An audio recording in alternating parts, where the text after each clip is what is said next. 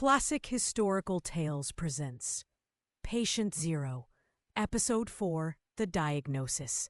By 1982, the mysterious illness that had been whispered about in gay clubs and quietly studied in hospitals had begun to take center stage in American public health.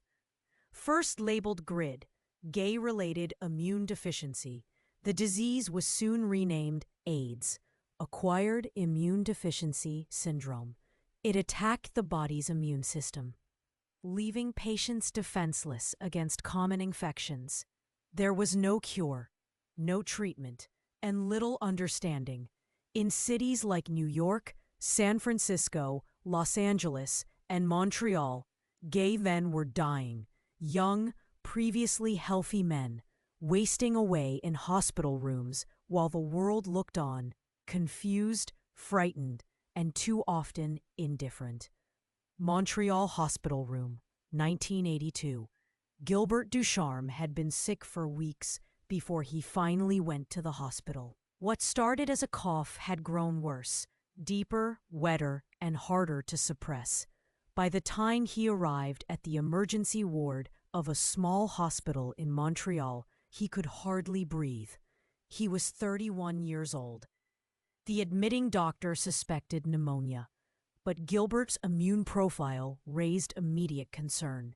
His white blood cell count was dangerously low, and he had multiple infections that should not have coexisted in someone young and healthy.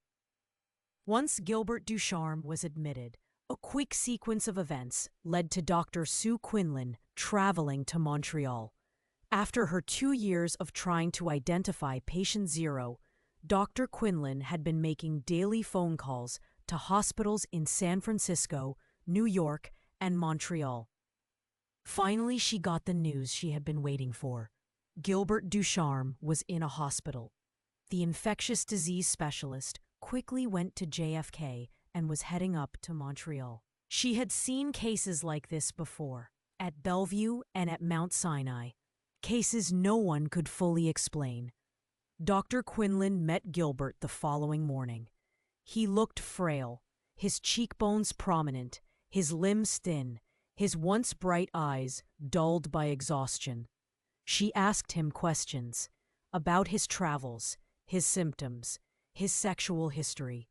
Gilbert answered everything without resistance. He was too tired to lie. He had been a flight attendant since the late 1970s. He had slept with men on nearly every continent. He mentioned a man in Cameroon who had strange lesions, a house party in Haiti, layovers in San Francisco, the wild nights in New York, the long weekends in Montreal.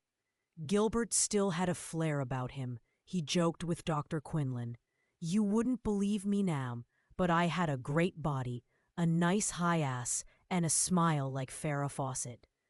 Gilbert said he had many, many lovers. There were dozens, hundreds, maybe. He had stopped counting years ago. Dr. Quinlan took notes quietly. She'd heard stories like this before, but never had she spoken to someone whose trail touched every outbreak region she had studied. New York, San Francisco, Haiti, Central Africa. Gilbert's name had already appeared in a handful of case studies circulating in medical circles. He didn't know that. Not yet. Gilbert asked her what was happening. She explained to him she had seen cases like this before at Bellevue and at Mount Sinai. Cases no one could fully explain. Later that day, Dr. Quinlan reviewed Gilbert's lab results. His immune system was in collapse. Opportunistic infections were already attacking his lungs and gut. There were no antivirals, no protocols, no funding. When she returned to Gilbert's bedside, she explained what they knew and what they didn't. He had what others were dying from. The same pattern, the same signs. He asked the question she had been expecting. "How long do I have?" Dr. Quinlan couldn't answer. No one could. Some patients lived for months. Others deteriorated in weeks. There was no cure, and almost no treatment. She told him that he wasn't the only one. That more were being admitted every day. That he was part of something bigger. Something terrifying. She also told him that his name had come up repeatedly in New York, California, Haiti, and beyond. In private, among medical colleagues, they had started calling him Patient Zero. Gilbert didn't react. He only nodded, looking at the ceiling, as if trying to calculate how many lives he might have touched, how many he might have lost. By the end of 1982, over 700 cases of AIDS had been reported to the CDC.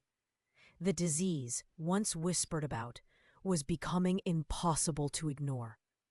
Gay men were dying in hospital rooms from rare cancers and strange infections. Some were abandoned by family, others by doctors. Funeral homes refused their bodies, and still, no one could say with certainty where it had come from or how far it had already spread. Epilogue: Montreal, 1984. Gilbert Ducharme died in the fall of 1984 at the Royal Victoria Hospital in Montreal. He remained in good spirits for the last year of his life. It was said by a nurse the last thing Gilbert whispered was, "I always loved her," while listening to Tina Marie's Lover Girl on his bedside radio. He died alone. His friends were gone, either sick themselves or too afraid to visit. His family never came. No one held his hand. He weighed just 115 pounds at the end. His skin was marked by Kaposi's sarcoma. Gilbert's lungs filled with fluid. His voice gone. He died with his eyes open. Patient Zero was a kind, simple man. But to Dr. Sue Quinlan, and to the thousands of doctors and researchers who came after, he was the beginning of the epidemic. He was the warning the world failed to hear.